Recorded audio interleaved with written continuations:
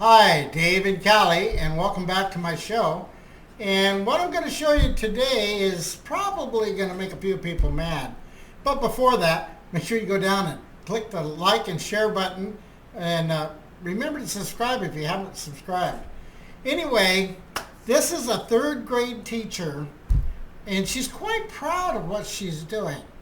And it's all about the LBGQ, ABCD, those letters, movement, and the ongoing Pride Month that seems to never quit. But anyway, take a look at this, and remember, she's a third grade teacher. And then when we get back, we're going to talk about how we got here. I'm going to show you some books in my third grade classroom with LGBTQ representation because representation matters. Pride, the story of Harvey Milk and the rainbow flag, is a true story of how the rainbow flag came to be a symbol of the LGBTQ community and what it means to that community today.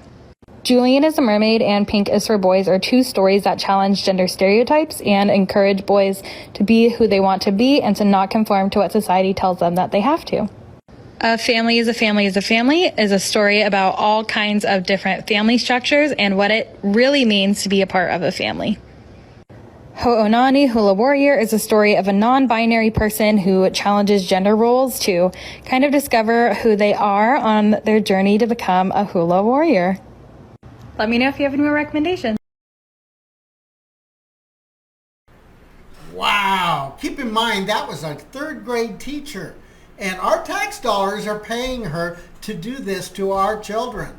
Now, there was a time that you had some say, but nowadays it seems it's really difficult to fight this narrative, this thing that's going on in public schools, unless you all get together and go down to the school board meetings and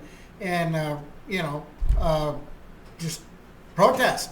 But anyway, the question is how did we get here? Well, this teacher obviously is a product of our colleges. And the liberal-minded college, which a lot of colleges advertise how liberal they are in their viewpoints on certain things. But if you trace it all the way back, the accreditation or whatever, of these administrators and people that work in the colleges and so forth all come from this one school of that's training that certifies them. And what happens is they've lowered the standards so that it be more inclusive and so forth. And of course then you have people coming in that want to change the world into what they feel that it should be. And so then the whole university system and educational system starts putting that narrative out. And so then they teach it to their students, and then their students become teachers. And then they go down and they start teaching all our kids. And that's how we got there. One of the things that we need to really do is we need to teach and educate, not indoctrinate, because that's what's happening. Our schools are indoctrinating, and it just doesn't happen just in elementary school. It happens in high school and all the other junior colleges and so forth.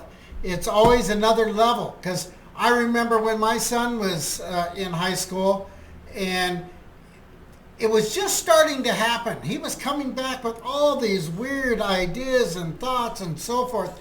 And believe me, we had many arguments. And eventually, once he grew up, he grew out of all that crap that he was being pushed into his head. And he come back and said, "Hey, Dad, you were right." So anyway, as parents, we need to watch out for this, and we need to do something about it. So if you've got that problem at your school and you've got young kids, you need to go and check out what's being taught to them. You need to go and participate at the school board meetings. And, hey, get involved with PTA, whatever it takes. But anyway, what can we do? Well, I was thinking, maybe if we change the way education is being presented, and we'll have to start at the college level, and because that seems to be where most of the influence and things happen. And for us that are paying for our kids to go to school, wouldn't it be nice to send your kid to a school that's just going to be taught plain English, plain, educational science, math, all those things, but not a narrative? So anyway, I had this idea, so check this out. Welcome to the University of Freedom, USA, where our mission is higher learning. We do not lower our standards just to increase enrollment. We believe you have to qualify to become a student at UF-USA. UF-USA is open to all races, ages, and gender. You just have to qualify. We'll leave out indoctrination of any political or social manipulation, and allow the education of facts to be the compass of each student. We are self-funded and don't have to answer to government grant pressure like other universities. No agendas to push or allowed, because that in itself squashes the concept of freedom of thought and encourages indoctrination. Our first priority as faculty and staff is the education of our students, from freshman to postdoctoral, through a broad array of academic, professional, and athletic programs of the first rank. Learning is the #1 goal of UF-USA, not conditioning or indoctrination. Sign up today, become one of the smartest people on the planet. Do you qualify?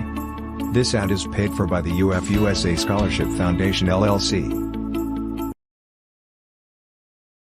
Well, okay guys, that was all in fun, but I know it kind of looked real. I mean, I don't want to get people saying, hey, how do I get signed up for this college? It was just a concept that I had, and I thought I would share it with you guys. Just let me know down in the comments what you think. And remember to like, share, and subscribe, and we'll see you on the next one. Dave in Cali, where you never know what you're going to see.